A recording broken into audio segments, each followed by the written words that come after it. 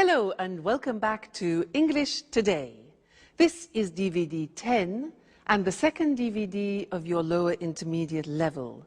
And in this DVD, we'll begin with another 3 episodes of our story, That's Life, followed by our special TV programs where our travel expert will be looking at capsule hotels. And then in our cinema program, we'll be talking about Bollywood.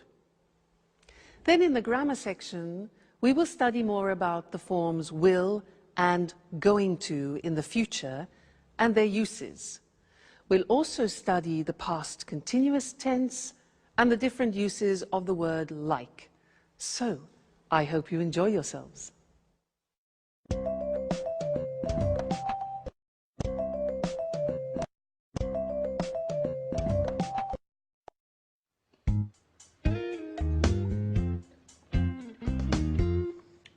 Alice, what are you going to do today? I don't know. Why? Well, I'm going to do some shopping for this evening. Would you like to come along? I'd like to make dinner for Jack's aunt. I also want to invite Sharon and Peter. My lesson is at 3. I don't know what time I'll finish. Well, don't worry. I'm going to do some work before that. I don't think I'll finish before 5. So, what do you say? Okay. But only if you loan me your red hat. Okay, I'll lend you the hat. But be careful. If you lose it, I'll get very angry.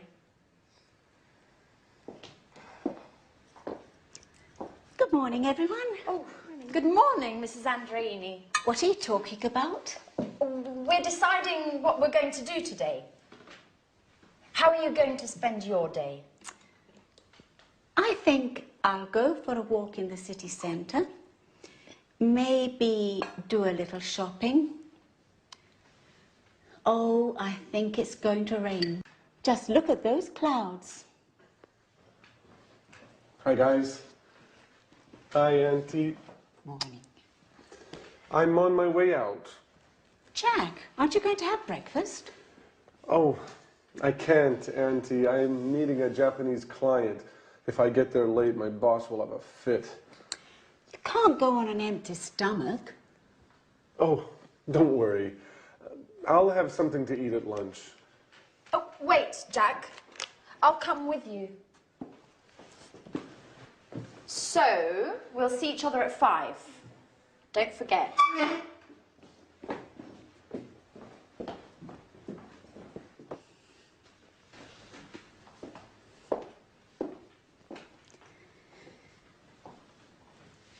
I'm worried about Jack.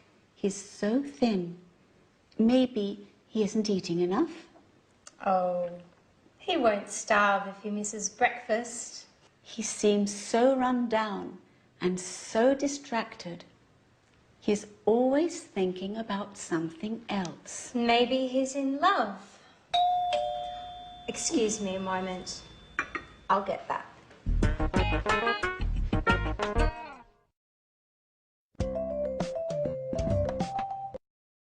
Hello and welcome back for another English language lesson on your live program. I want to tell you something else about will. Remember that we learned will for snap decisions, like I'll buy it. Well, now I want to teach you another use of will which is very common for predictions.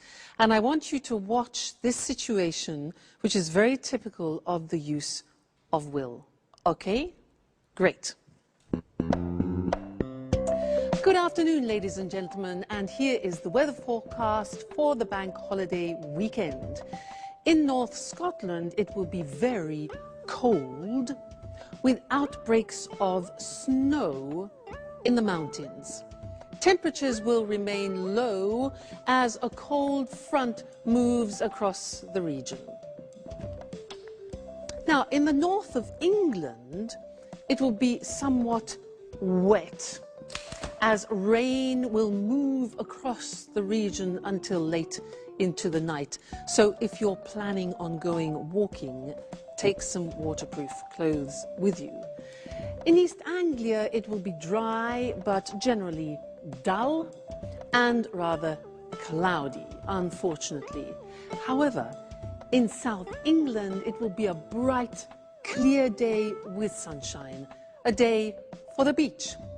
And in southeast England, in the morning, it will be foggy, but then it will clear in the afternoon and there will be a wonderful warm wind.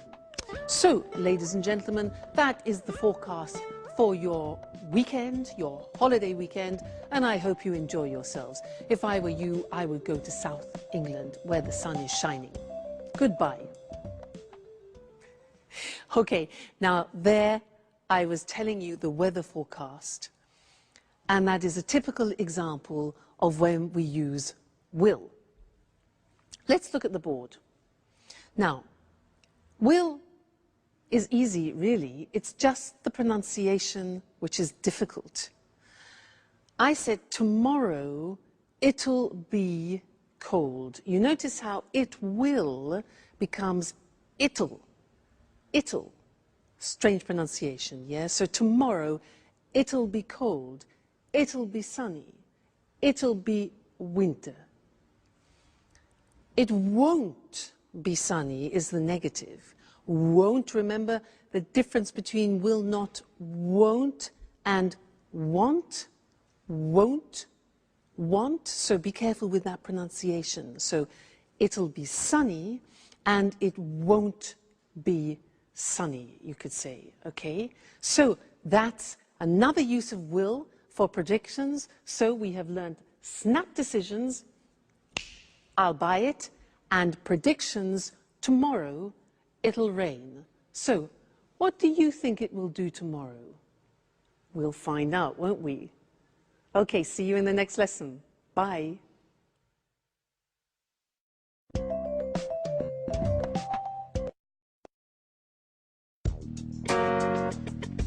Sharon, this is Jack's Aunt Carolina. It's a pleasure to meet you. I'm Sharon Evans. I live next door. Another woman, and very pretty, I might add. Let me guess, you're Jack's friend too? Who knows why my nephew prefers female friends? Excuse me, I have to go. Sharon, why don't you stay? You can get to know each other better. Sharon, I'm a little worried about Jack. He's so distracted these days. Maybe there's something you know I don't. Me? I don't know anything, really. It's strange. I know his work is going very well. Maybe there's a woman in the picture? Listen, I'm very sorry. As I told you, I don't know anything about it. Now, I really must get going. Okay. What's the matter, Sharon? You look a little upset. I'm fine. Just a little tired, that's all. Listen, Sharon, you seem like such a nice girl. May I ask you a favor? Certainly. Go right ahead. You know I'm going to leave in a few days. When I leave, will you take care of Jack? It would make me feel so much better. Oh, well, I don't know. I don't know if I can do that. And why not?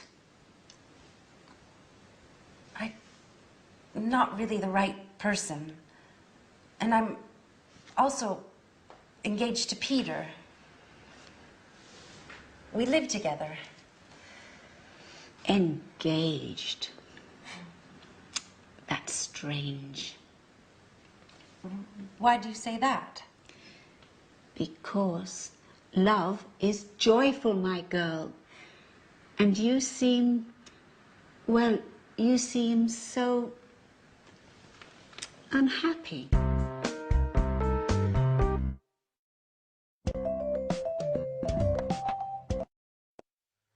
Hello again and welcome back. Jack's aunt is like a walking X-ray, isn't she?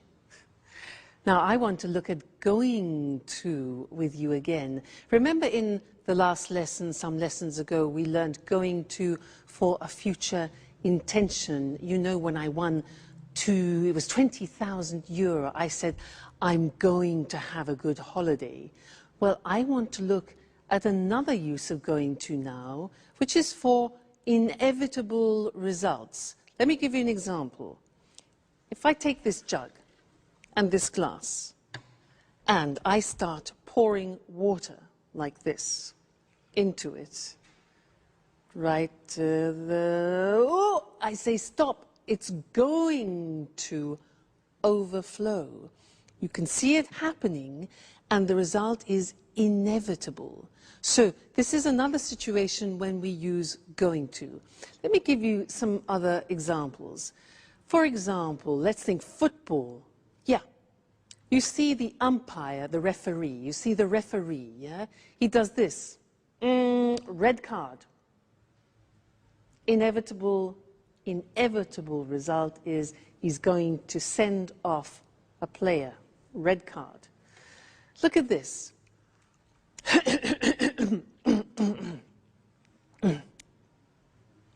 I'm going to make a speech. I'm clearing my throat. I'm preparing myself.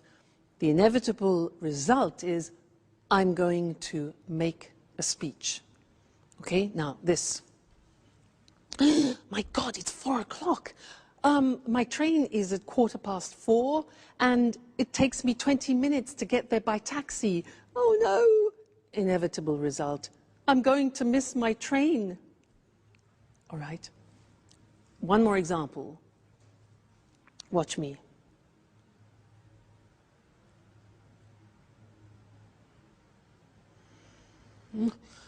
I'm going to fall asleep. That's the inevitable reaction. Okay, so I want to look at those with you on the screen now. Let's have a look. So before we said that we use going to for future intentions, so let's remind ourselves of that. So I'm going to learn Portuguese, for example, or he's going to make a speech. These are intentions, okay? Be careful, you're going to drop those plates.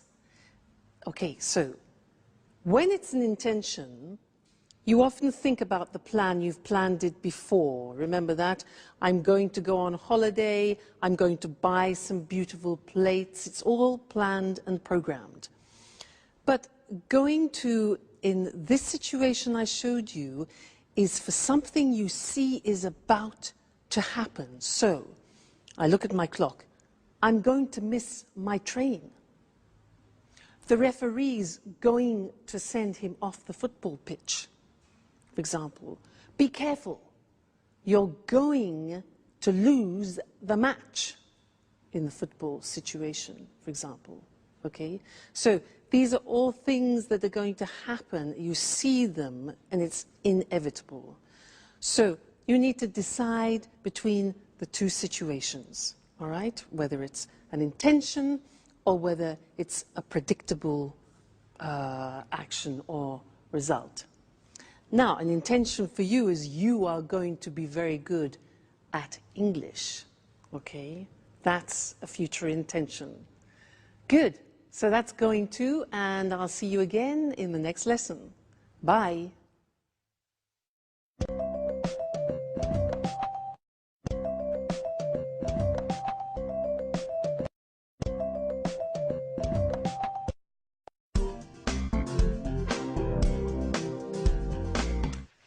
Hello, Anne. You're very beautiful this evening. Come on. Would you like a nice big kiss? But, Peter, are you crazy? What's the special occasion? I'm so happy. I'm elated. But you're never like this. What's happened? Do you remember that famous director who was at my performance? What did he look like?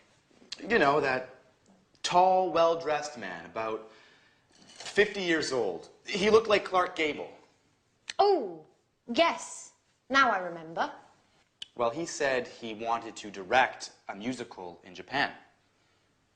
Yes? And? But so what? And he said he wanted me to do an audition. Yes? I can't stand the suspense. What about him? Well, today, I auditioned. And listen to this, Anne. He wants me to go with him to Japan. Oh, congratulations, Peter! That's fantastic. I'm so happy for you. Oh, now tell me everything.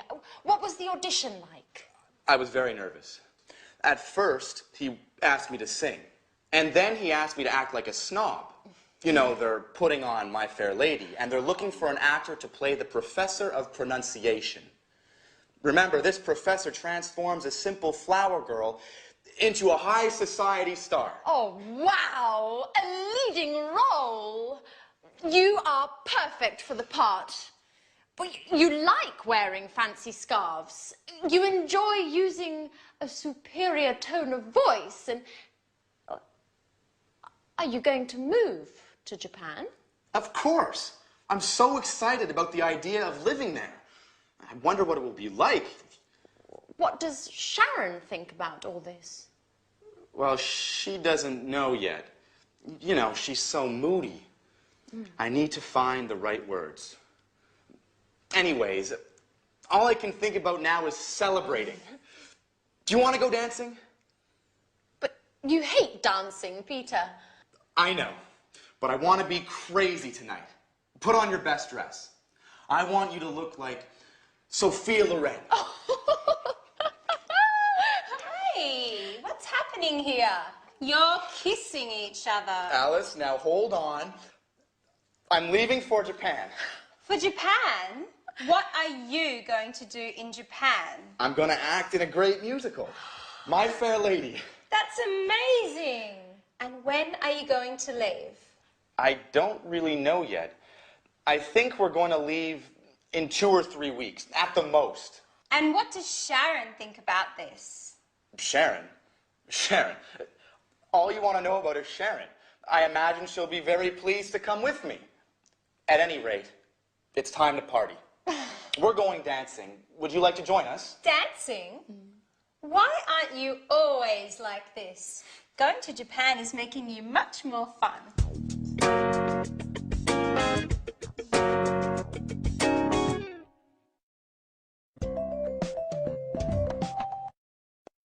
Hello again and welcome back to English Today for some more English lessons. Japan. Now that's an interesting destination, isn't it? Have you ever been there? No, neither have I. I'd love to go. Now, in this lesson, I'd like to do some revision about the simple past, irregular verbs. And I want to do a type of quiz with you. It's very simple, just to see if you can remember the irregular verbs, okay? I will say something, a phrase, in the positive form, in the past. Let me give you an example. I said that yesterday. Now, you have to find the infinitive of the past tense and formulate the question. So, I said that yesterday. What's the question? What? Remember, yeah, the auxiliary for the simple past is did. What did I? Now, said is the past tense of what? Say. Exactly. So, what did I say yesterday? All right, that's the quiz. I say the positive form, you make the question form. All right, let's start. Okay. I sold it yesterday. I sold it yesterday. When? Sold. When did I sell it? Okay, sell, sold. Next one. I met him on Monday. I met him on Monday. Met. So when? Yeah, okay. When did I meet him? When did I meet him? Very good. Next one. I came by train. I came by train. How? Came. Did I come? All right. How did I come? Very good. Next one. I had a problem. I had a problem. Be careful. I had a problem. What problem did you have? Remember, have always takes the auxiliary in the past tense and in the present tense. So, what problem did you have? Great. Next one. I bought it in England. I bought it in England. Where did you buy? Very good. Where did you buy it? Great. Next one. I found it on the bus. I found it on the bus. Where did you find? Found. Where did you find it? Good. Next. I thought it was good. I thought it was good. What did you think about it? Think, thought. What did you think about it? Great. Next one. He was at home. He was at home. Where? Be careful. Was. The verb to be, remember? An exception. Where did he be? No, you can't use the auxiliary with the verb to be, so he was at home. Where was he? Okay, so don't forget that. The verb to be is an exception, doesn't use auxiliaries. Right, next one. I flew by British Airways. Flew. How did you fly? Okay. I saw the film yesterday. I saw, S-A-W, the film yesterday. When? Did you see the film? Okay, great, we're getting good. I drank some wine. I drank some wine. What did you drink? And the last one, I took an aspirin. Took, T-O-O-K. I took an aspirin. What did you take? Fabulous. Let's go and look at those on the board now quickly, just to remind you also of the spelling, all right? So, I said that yesterday. What did you say? Said, infinitive, say. I sold it yesterday. When did you sell it? I met him on Monday. When did you meet him? I came by train. How did you come? I had a problem. What problem did you have? I bought it in England. Where did you buy it? I found it on the bus. Where did you find it? I thought it was good. What did you think about it? He was at home. Where was he? No auxiliary. I flew by British Airways. How did you fly? I saw the film yesterday. What did you see? I drank some wine. What did you drink? And I took an aspirin. What did you take? Great. You see, it's really just a question of practice. With the irregular past tense verbs, it's a question of memory and familiarizing yourselves with them. It will come with practice. Okay, great. So, see you in the next lesson. Bye.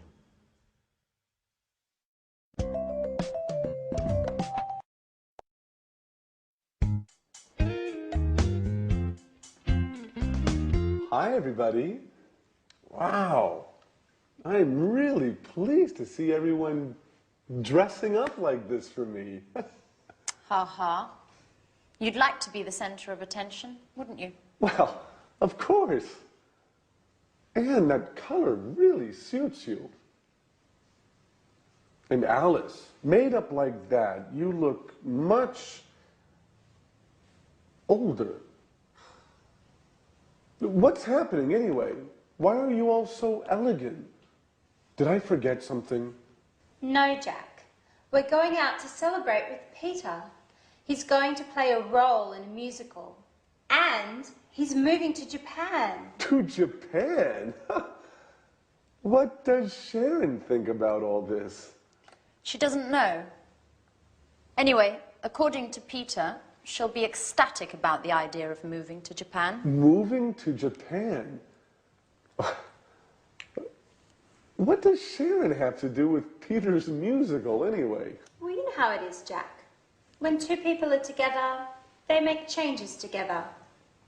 And anyway, why do you care if Peter and Sharon move to Japan? Oh, I don't care. But I really don't think that Sharon is going to be happy about moving to Japan. That's what you think. Well, of course, I could be wrong. In any case, it's useless to make guesses. Hey, Jack, do you want to come with us? Not really. Tell Peter I'm sorry, but I don't really feel like celebrating tonight. Well, you don't know what you're missing. Sayonara, Jack.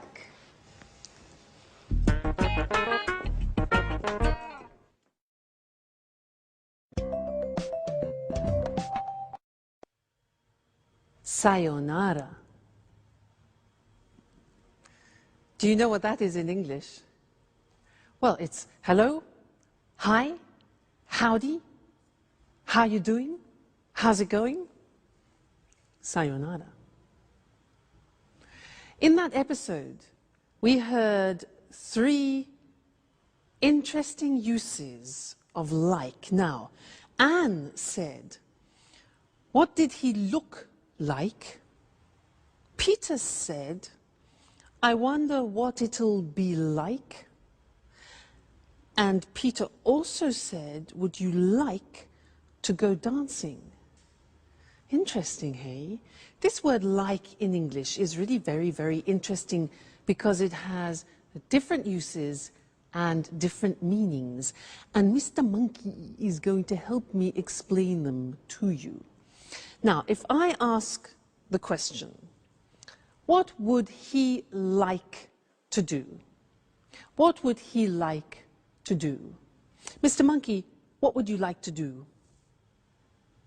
Mr. Monkey, you know what he said? He said he would like to find a Mrs. Monkey. Well, that's natural. What does it express? What would he like to do? Would like expresses desires, wishes, and wants. So that's one form.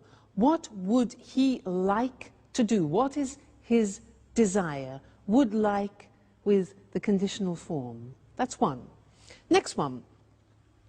If I ask what does he like in the present tense, what does he like? Well, I know he likes jumping around trees and eating nuts. What do you like? That's a question about your general likes, the things that you like doing on a regular basis. For example, I like singing. He likes eating nuts. What do you like doing? Do you like going to the cinema, going to the theater? So those are general likes, all right? Number 2. Number 3, I say, what does he look like? The answer to that question is, well, he's got blonde hair, he's got a squashy nose, and he's got short legs. Sorry, Mr. Monkey. Now, what does he look like? We use when we're talking about somebody's physical appearance. What does he look like? What does my boyfriend look like? Well, he's not too tall, actually. He's good looking, he's dark, he's handsome. All right, look like is therefore physical appearance. And the last one is if I say, what is he like? The verb to be with like, what is he like? Well, the answer with Mr. Monkey is he's kind, he's loving, he's generous, he's just gorgeous. So what is he like is the general impression about something. So that's 4 different uses of like. Very, very interesting. Let's look at them together on the board to help you. So the first thing we said was talking about a specific request about something you desire or something you want, okay? So what would he like to do? So would like. The answer could be, in his case, he'd like to have a long holiday in the sun. Yeah, and wouldn't you? All right. The next question was, what does he like? And this is for general likes, hobbies, for example. And the answer could be, well, he likes going to the theater and the cinema. He likes playing with other female monkeys. Okay. So, next question was, what does he look like? Now that's for physical appearance, remember? What does he look like? He's dark, he's handsome, that's my boyfriend. He's short and blonde, that's Mr. Monkey. And then the last one is, what is he like? The verb to be with like at the end for general personality and character. So what's he like? Well, he's easygoing, he's very generous, he's friendly, etc.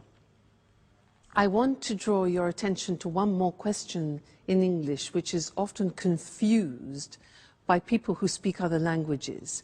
The question, how is he, means only one thing in English.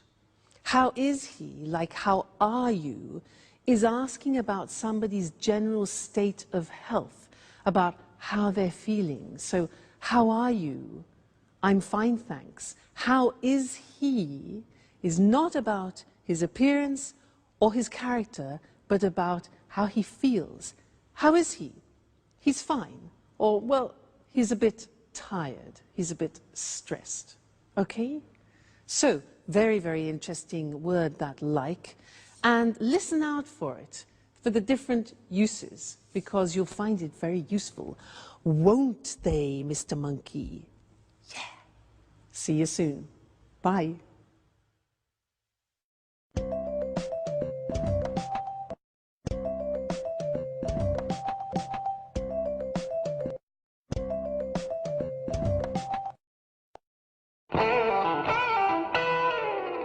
Yes, sure. Okay, 4 o'clock is fine. I'll see you later. Bye. Who are you speaking to, Sharon? To the museum I sent my CV to. I'm going to have an interview this afternoon. Ah, great. But I really don't understand why you're in such a rush to find a job. You know very well I don't enjoy being a tour guide. Now, let's get back to us. Where were you last night? You didn't get home until 3 in the morning. I was out with Anne and Alice. Listen, Sharon, I have to tell you something very important. What's the matter, Peter? Is something wrong? Well, not really wrong, but yesterday, remember when I was waiting for you outside the gym? You saw that director, didn't you?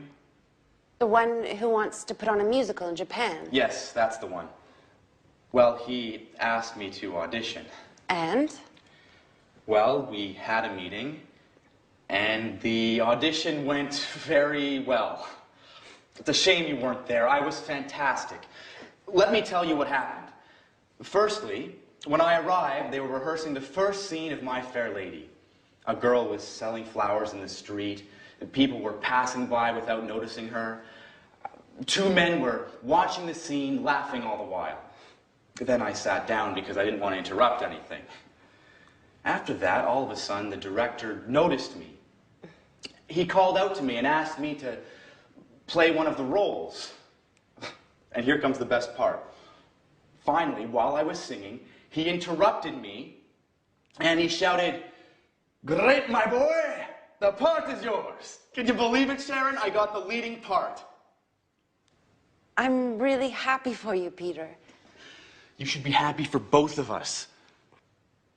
Why is that? Because we're going to leave for Japan in 2 or 3 weeks at the most. You'll come with me, won't you, Sharon? Japan? But how? This is such a surprise. I don't know, Peter. I certainly wasn't expecting this. What's the problem? A change will do us both good. What's keeping you here? You don't seem happy with your work. That's true. I wanted to change, but I certainly wasn't expecting this.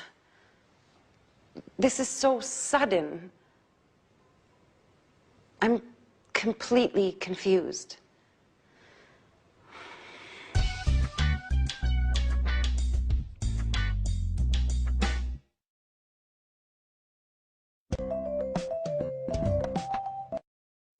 Hello again. Peter and Japan, or Jack and England? Sharon, the choice is yours. What would you choose? Now, there was something that Peter said in that episode which is interesting and that I'd like to teach you now. He said, while I was singing, he interrupted me and shouted, "The part is yours." While I was singing, he interrupted me.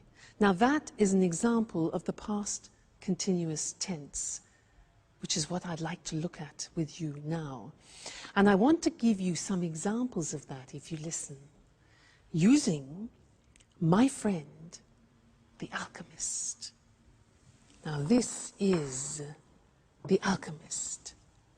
And he travels through many countries looking for magical potions to help people. And he was traveling in Tibet for many, many days and was extremely tired. So he decided to lie down and rest. So Mr. Alchemist rested in the mountains of Tibet. And while he was resting, a magical butterfly from Tibet rested near his head to protect him. And these butterflies in Tibet protect good people from the evil around. And there are evil things in the mountains of Tibet.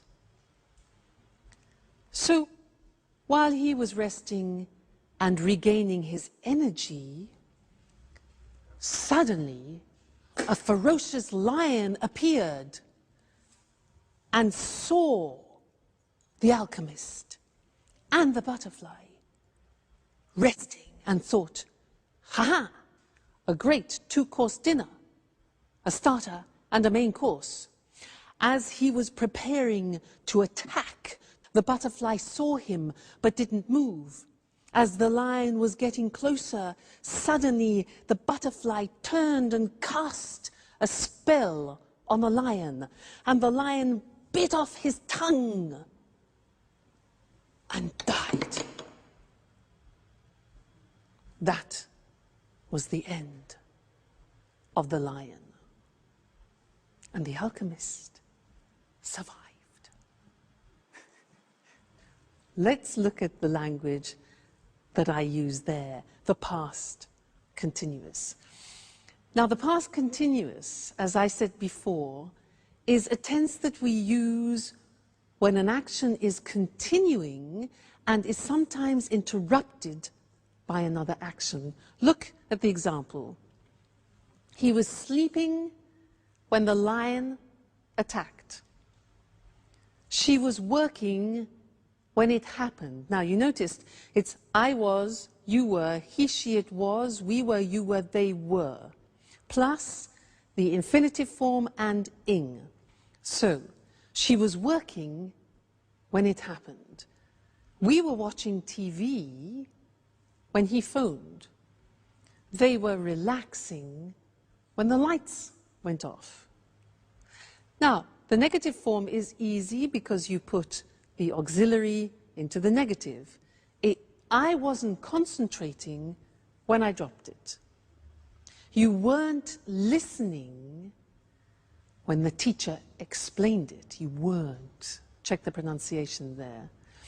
It wasn't working when I switched it on.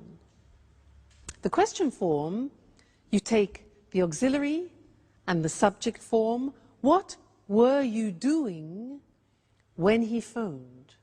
What were you doing? Where were you going when the news arrived?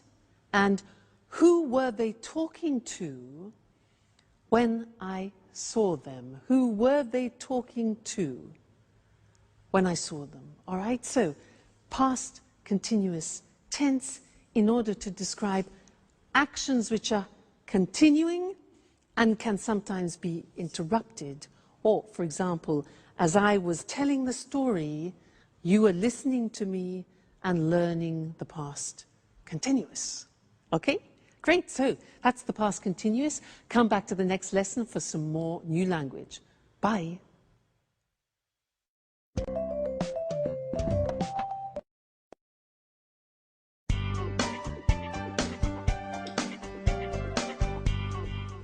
Hi, Anne. What's that smell? What are you cooking? I'm cooking roast beef. Wow, I'm starving. You know, my sweet Anne, I was thinking about you today, about how you take care of Alice and me. You were fantastic.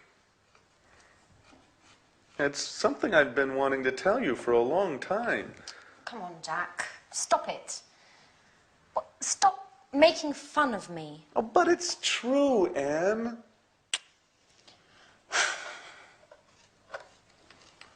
What's the matter? Why are you so nervous today? I know everything, Jack. I know all about you and Sharon.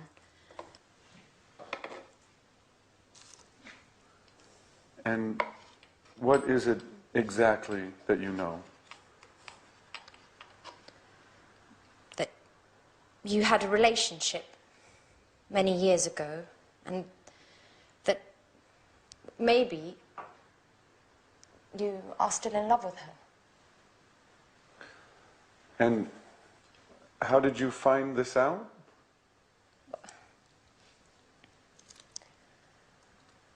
I was tidying up in the living room the night of Peter's performance when I saw your jacket.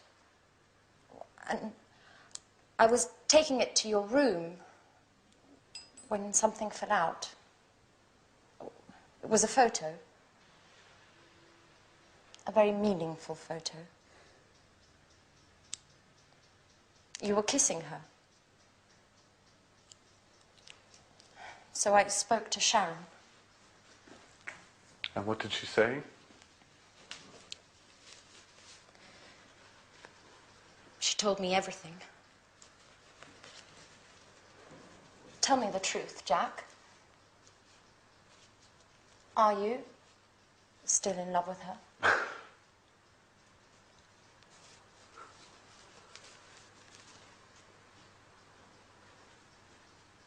Well,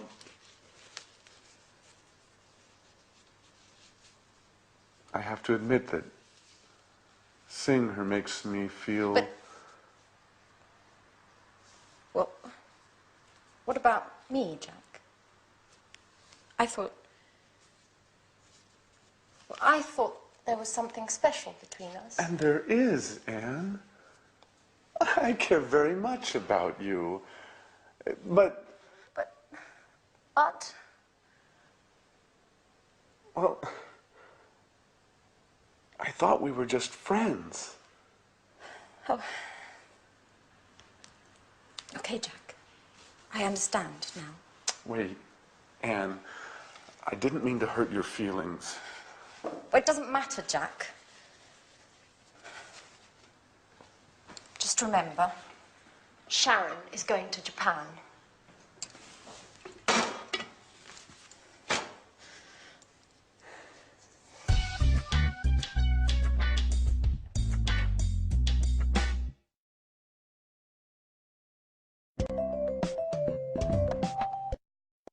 Hello again and welcome back for some more English. In that last episode, there were some interesting sentences. Jack said, "Why were you so nervous?" Why were you so nervous? This word so plus an adjective. And Sharon said, "This is such a surprise." Such. Those are the words I want to look at with you now. So and such. Now, I want to illustrate them by telling you something about a holiday that I went on. Listen to how I use them. Now, in front of me, I have some objects which I found when I went to Tibet. I had a fantastic holiday in Tibet. It was so interesting. And we visited the monasteries there, which was so huge and so beautiful. And inside the monasteries, we met some monks. Now, there aren't actually many monks left in the monasteries anymore, but they were very interesting and so special. And we saw this instrument. This here is an instrument. And look, if you can open it, it's so strange. Look at this. And it's so long. And it's actually so difficult to blow. I'll try. Listen.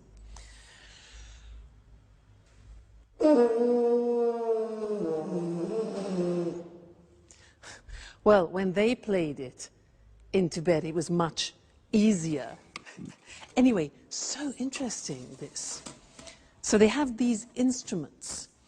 And the monks wear these hats, look. Look. Oh, so strange, hey? Look at them. Very strange. So, or very interesting. And in Tibet, obviously, the temperatures are low, and the Tibetans have a special type of milk. And this is a container where they keep the milk.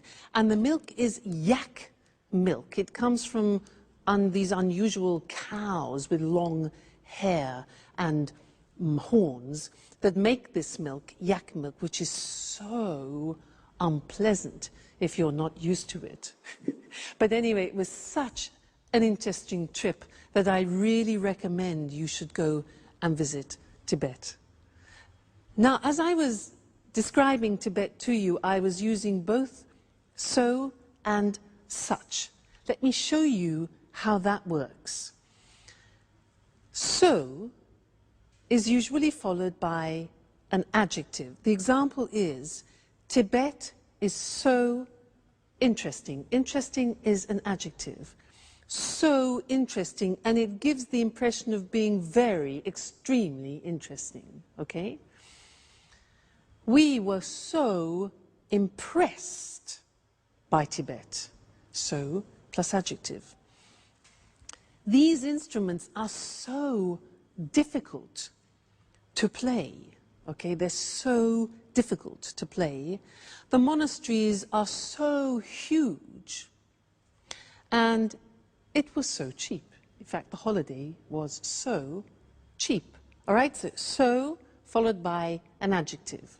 Now, such. I said it was such an interesting trip. Now, look at that. It was such is then followed by the noun, And if you have an adjective describing a noun, that goes before. So look, it was such an interesting trip. Okay, not easy. It was not a such interesting, but such an interesting trip. Another example, it was such a different experience. So such goes before the noun and its adjective. In the plural, look at what happens. They sang with such deep voices. Yeah, in fact, in Tibet, the monks, they sing in their boots. They sing, incredible sound. You notice in this example, we take out a or an, which is the indefinite article, and it becomes they sang with such deep voices. They wore such strange hats. All right? So and such. So we use with adjectives, such we use with the noun and its adjective. All right? So Tibet is so interesting. I recommend you go there for a trip. Okay. Great. Well, I look forward to seeing you in the next lesson for more English. Take care and keep practicing. Bye.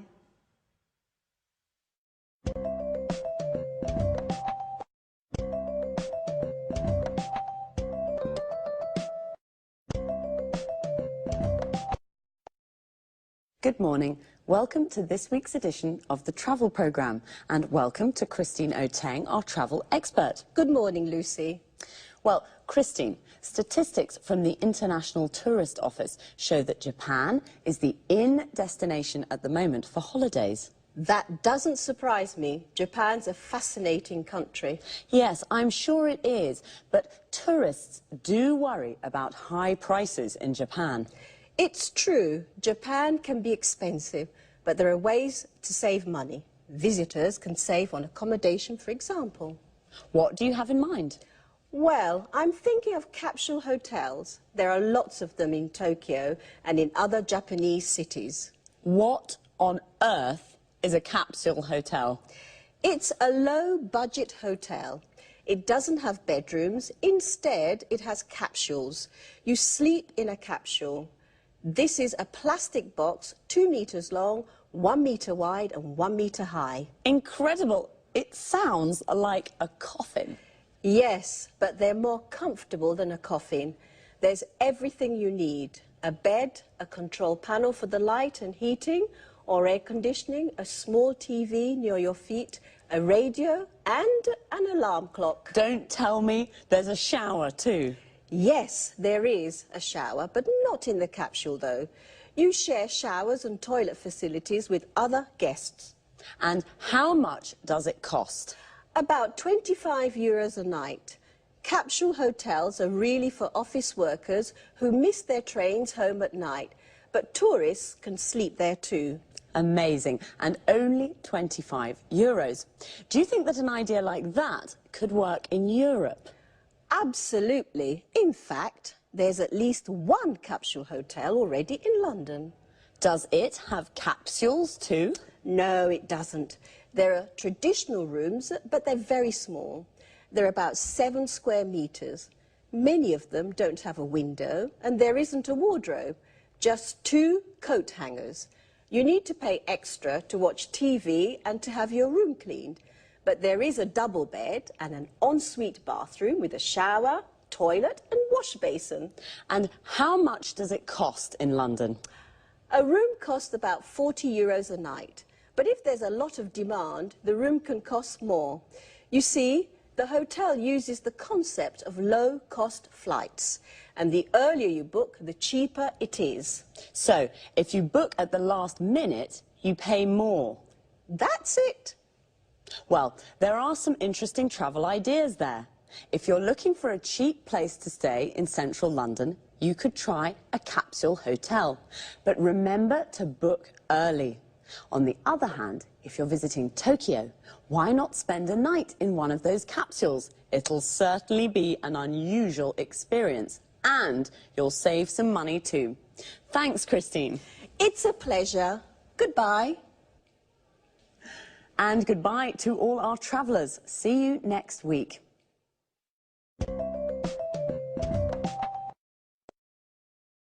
Christine said Japan is the in destination at the moment. We say something is in when it's fashionable and popular. We can say green is in, or green is the in colour. This means that it's a popular colour at the moment. And did you know what a capsule hotel is? I didn't. It's a low-budget hotel with capsules instead of rooms.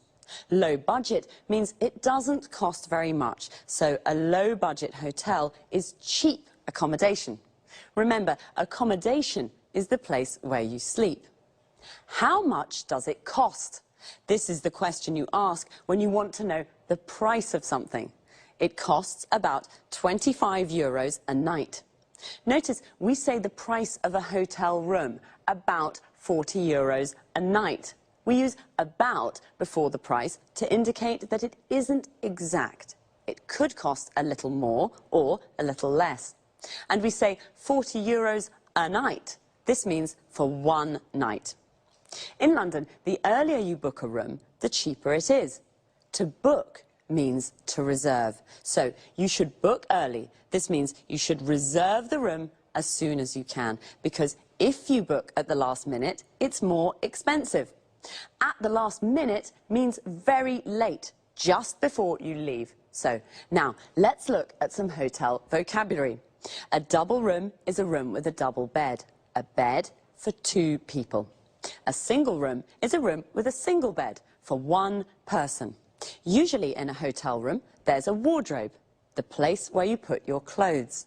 An ensuite bathroom is a private bathroom for your use only. In low-budget hotels, you often have to share the showers and toilet with other guests. Guests are the people who stay in a hotel. To share means that it's not only for you. When it's cold, you use the heating to make a room warm. In summer, when it's hot, you use the air conditioning to make a room cool. That's all for this time. Take care and see you next week.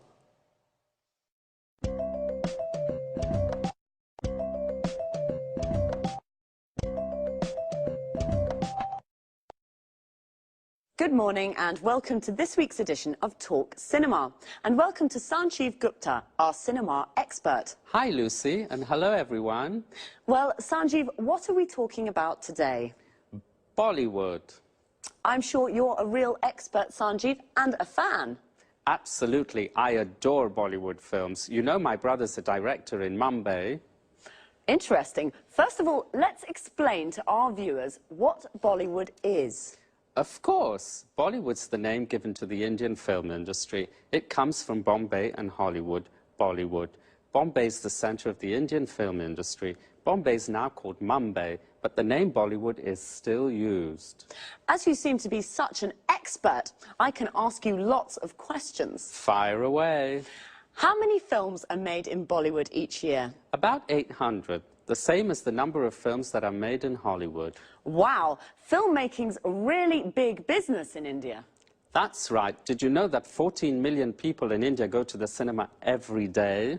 14 million every day? I don't believe it. That's a huge number of people. That's right. There are lots of people in India, remember, but even so, it's a large number of cinema goers. It certainly is. But tell us, is it true that Bollywood's now becoming more known internationally? Yes, it is. Many people from India now live overseas, especially in the UK and the USA. Today, in the UK, Bollywood films are screened in normal cinemas and are also broadcast on TV. The films are becoming popular with new audiences. Also, you know, Hollywood's beginning to copy Bollywood. The film Moulin Rouge, for example, used lots of ideas that are common in Bollywood films. I see. But what's so special about Bollywood films? The films are full of colour, with beautiful traditional Indian costumes and lots of Indian music and dancing. But there's one thing I don't like. The storylines are nearly always the same. Love stories, I mean. I see. What about the actors? Does Bollywood have its own film stars? It certainly does. They're very famous and very rich, just like Hollywood stars. Well, stars are the same everywhere. But tell us, Sanjeev, are there any problems facing Bollywood? Unfortunately, there are. Illegal copying is the biggest problem facing the Bollywood studios. They lose lots of money because of piracy. Another problem is that young audiences are becoming bored with the traditional love story formula. Today, the studios have to create new storylines. A typical new film is the one that is set in a call center in Mumbai and follows the lives of 6 young Indians working there. Did you know, Lucy, that many young Indian graduates now work in call centers? They answer calls in English from customers in the US and the UK. Yes, I have heard of the new call centres in India. So the film mirrors real life. It sounds fascinating. Well, Bollywood's booming and is becoming more known internationally. The stories are rather similar, love stories. But some new, interesting storylines are creeping in, right, Sanjeev? Right. Thanks, Sanjeev, and goodbye. Goodbye. See you again next week for another edition of Talk Cinema.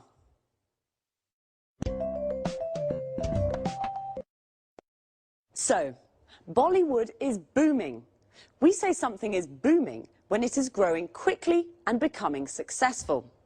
Bollywood is the name of India's film industry. The film industry is everything connected with making films. The music industry is everything connected with making music. Sanjeev said that Indian films are screened in cinemas in the UK and broadcast on TV. We say that a film is screened in a cinema, which means it is shown there, and a film is broadcast on TV means it is shown on TV. Well, I didn't know there were so many cinema goers in India. A cinema goer is a person who goes to the cinema to watch films. Are you a cinema goer? Do you like love stories? A love story is a story about love. Most Indian films are love stories. In fact, the storylines are nearly all the same. A storyline is how a story develops. So the storyline of a film is what happens in the film. The audience is all the people in the cinema watching a film. In a theatre, the audience is the people watching a play. Young audiences in India are bored with love stories. This is a problem Sanjeev mentioned. He also said illegal copying and piracy are problems. Illegal copying is when somebody copies a film without permission. It is illegal. And piracy is when people sell the illegal copies. Bollywood studios lose money because of illegal copying and piracy. It's a problem for film and music industries all over the world. Do you remember the expression Sanjeev used when I told him I had lots of questions for him? He said, "Fire away." This is an informal way of saying, ask me those questions. Bye for now. See you next week.